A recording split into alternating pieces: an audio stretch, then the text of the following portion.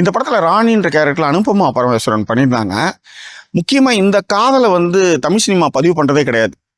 உதாரணத்துக்கு ஓல்டு பாயினுடைய கதையும் ஏறக்குறைய இந்த மாதிரி கதை தான். ஆனால் வெளிநாட்டு படங்கள்னும் போது அதுக்கு கொடுக்குற முக்கியத்துவமாக இருக்கட்டும், இல்லை பணக்காரவங்களில் இது மாதிரியான மேம்பட்ட ஜாதி, அதாவது உயர் ஜாதி நிலைகள்லையும் பணக்காரவங்களும் வந்து இந்த மாதிரியான வயது வித்தியாசங்கள் இல்லாமல் கல்யாணம் பண்ணும்போது ஏற்றுக்கொள்ளக்கூடிய சமூகம், ஒடுக்கப்பட்ட சாதியிலையோ இல்லை வந்து கொஞ்சம் தலகாஞ்ச மாதிரியான காதலை பண்ணும்போது அது கேலி பேசுதுன்றதான் இங்கே சொல்ல வரேன். இப்போ உதாரணத்துக்கு 5 வயசு பெரிய அஞ்சலியை வந்து தெண்டுல்கர் திருமணம் செய்யும்போது அது ஒரு பெரிய விஷயமாவே இல்லை. ஆனால் இதே ஒரு கிராமப்புறத்தில் இந்த மாதிரியான ஒரு காதலோ ஒரு விஷயமோ வந்துன்னா அது கேலிக்குள்ளாக்கப்படும், விமர்சனத்துக்குள்ளாக்கப்படும். அதனால தான் வந்து ரஹ்மான் அப்போ சொல்லுவார், நீ வந்து கீழே இருந்தேன்னு நினைக்காத, எதையாவது ஒன்று செஞ்சு மேலே வந்துரு, அதன் பிறகு நீ வைக்கிறது தான் சட்டம், இந்த சட்டத்திட்டங்கள் எல்லாமே மாறும் அப்படின்னு இசையமைப்பாளர் ரஹ்மான் சொன்னதான் இந்த இடத்துல ஞாபகப்படுத்துகிறேன்.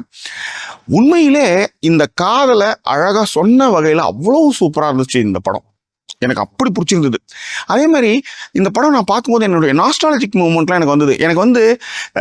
எனக்கு ரொம்ப பிடிச்ச பாட்டு, நீங்கள் ஃபஸ்ட்டு நான் எந்த பாட்டு தெரியுமா என் வாழ்க்கையில் கேட்டேன்? ஒரு பாட்டை முணுமுணுக்கிறதுன்றது மலரே குளிஞ்சுன்னு ஒரு பாட்டு வந்து ரேடியோவில் கேட்டு பாடணும்னு சொல்லுவாங்க. ஆனால் ஒரு நினைவு தெரிஞ்ச ஒரு பாட்டு ரசிப்போம்ல, அந்த மாதிரி Jai Ho Jai Ho I am ready ready ready I am baby பேபின்ற மாதிரி உன்னை சீரியஸாக ஒரு டேப் ரெக்கார்டரில் இந்த பாட்டை தான் நான் விழுப்புரத்தில் முதல்ல மந்தக்காரன் ஒரு இடத்துல வந்து இந்த பாட்டை கேட்குறேன். அந்த பாட்டு இங்கே வருது.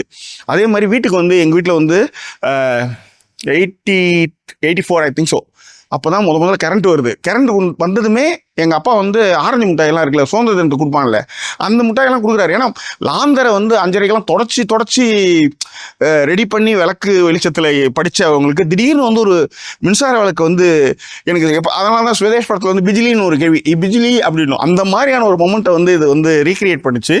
அப்புறம் தொலைபேசி ஃபஸ்ட்டு அப்போ தான் வருது. நான் வந்து எங்கள் அப்பா ஒரு துணிக்கடையில் வேலை செஞ்சார். அந்த கடையில் வந்து நான் வந்து முதல்ல அங்கேருந்து தொலைபேசி நான் பேசுகிறேன் என் வாழ்க்கையிலே ஃபஸ்ட் டைம்.